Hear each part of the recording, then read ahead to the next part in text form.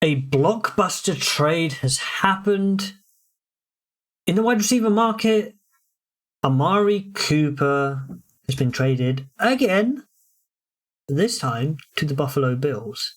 So now he switches the quarterback from having Deshaun Watson and his very lowly ranked offense to Josh Allen. People are tipping to be the MVP. The performance level is extremely high. How do we think? I think this is a brilliant trade from the Bills. They've got a marquee wide receiver one. Somebody who has the ability to, he has the ability to break a game by himself with his ability. We've seen it multiple times with his 200-yard games. Yeah. When he gets hot, Amari gets hot. I mean, I think part of it is because he's been in the Browns. He's done it everywhere he's gone, right? He's done it everywhere he's gone, and I think the Browns right now with who they have at QB, he hasn't been able to really show himself. But I think a lot of teams know who Amari Cooper is as a route runner. He's proficient. He's going to catch everything. He's going to get open. We just haven't been able to see it recently. So forgive me if I'm a bit skeptical. But in his Bill scheme? Pause. No, Diddy. Why haven't we seen it? I just told you, because their quarterback is poop. So you can't watch it trash. Yeah, that's what I said. Because he's Pooh Browns on the Pooh Browns. Yeah, and because he's been there, so we're talking. This is Deshaun Watson's is it his third year there with the Browns? Yeah, I don't want to be honest. It felt like this whole time. Amari it felt like an eternity. People have kind of forgotten about last season. Amari Cooper played 15 games, and he had 1,250 yards, right? And that was because the quarterback was Joe Flacco. When Flacco became the quarterback, how did Amari Cooper perform? And now look at Josh Downs now with Flacco, right? I told you, Joe Flacco is enjoying this latter part of his career. No pressure. I think he is. Yeah, that's no joke. And then he always looks so laid back. He's just relaxed. Yeah, there's no expectations. He's just chilled out. He's playing free. So he's but coming back to like the Bills, I think this is really good because that wide receiver room is young, right? Yeah, Keon Coleman. You've got a veteran presence who, on his day, he is a top. On his day, he is a top 3 wide receiver in the league, right? Because on his day, he is. No. On his day, when I say on his day, he is going 200 plus yards, right? He is obliterating the opponent on his day because he's done it. Yeah, he's done it. He's done it when he's facing. Excuse my language. People that watch this clip. Bad defenses. When he's facing cornerbacks, they are not gonna punk him. What I mean is Amari Cooper, is a great wide receiver. If he faces a cornerback that's not gonna physically touch him, he will torch you. When he faced cornerbacks like Jair Alexander, like Stephon Gilmore, the ones that will put hands on him, he's not gonna perform. He doesn't like to be touced. If you go back and check, there's a joke running in there. There's a joke running in there. When you put hands on him at the line of scrimmage and when you jam him up, when you're jamming him up a little bit, Cooper's like, okay, this ain't gonna be the game for me. But you're right. On his day, he can perform like a top 3 wide receiver. I'm not gonna lie to you. Because he's so destructive. Yep. And the thing is, that's kind of big as I know. And the reason why I think he can be destructive on this Bills team is you're worried about the run, right? Not only with Josh Allen, but with James Cook, right? See, the thing is, you've got other wide. Yeah. Come on. Cooper is Stephon Diggs without the attitude. That's what they just got. I think he's better than Stephon Diggs. as a route In terms runner. of As a pure in terms receiver. of like being able to dominate a game, yeah. Yeah, He's a different style kind of of wide receiver, though. But what I mean is that Cooper is not gonna throw a hissy fit if the ball's not coming his way. He's not a diva wide receiver, if that makes sense. Like when they quote wide receivers that complain when they're not getting the ball. Do you know how many 1,000-yard seasons he's got, Amari Cooper? He's got quite a bit. 7. Yeah, that's pretty good. That's pretty good. But I don't know if you get a point I'm making here. Like, for example, the Seahawks game last week or the week before, when the Thursday night game that's just gone, DK Metcalf got the phone screaming down the OC, "Can we throw the ball past the sticks, please?" Was irate. Cooper doesn't give you that.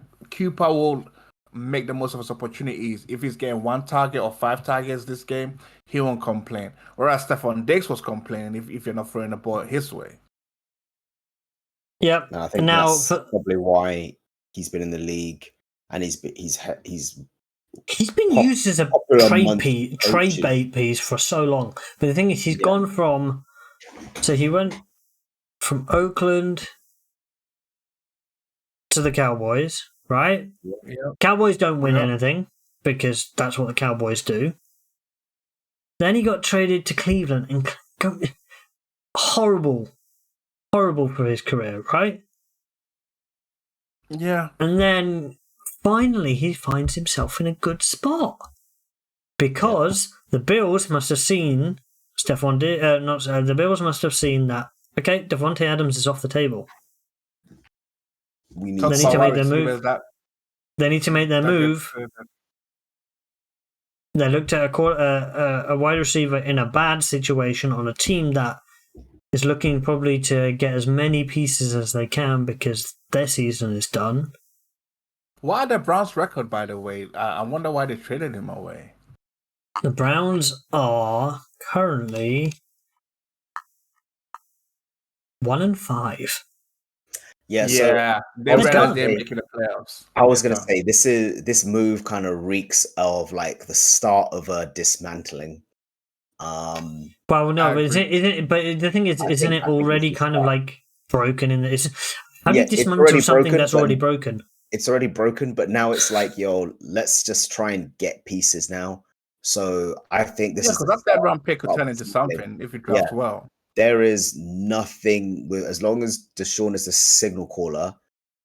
The whole roster, the defense know they're being wasted. The offense knows it's not going anywhere. I saw some. Literally just like they're just going to break it apart. I think I saw some metrics as this offense is stone dead last since 2000 or something like that, or close to being. Yeah, there was a start. Yeah, for Deshaun Watson. Yeah. I need to pull up the start for Deshaun Watson. I can't remember. I can't remember where it was. Somewhere on 0 of 26 for third downs. He hasn't converted a third down in 26 attempts, spanning across a number of years. That is really, really bad. That is, he's not even average. He's not even getting converting a third down one. Even if you're making one a game, that is okay. But he's not converting third downs, which is a huge problem. The thing is, I know this is an Amari Cooper segment, but what's happening with Deshaun? Have we ever seen a dramatic fall off? I'm going to refuse to say many things because all I'm going to do is pop jokes, and this is serious. For the Browns, it's serious, right? But I'm surprised Andrew Berry is still there as the GM because ultimately it came down to him. Stefanski, he seems really calm, and I think he knows that this. What can he have done?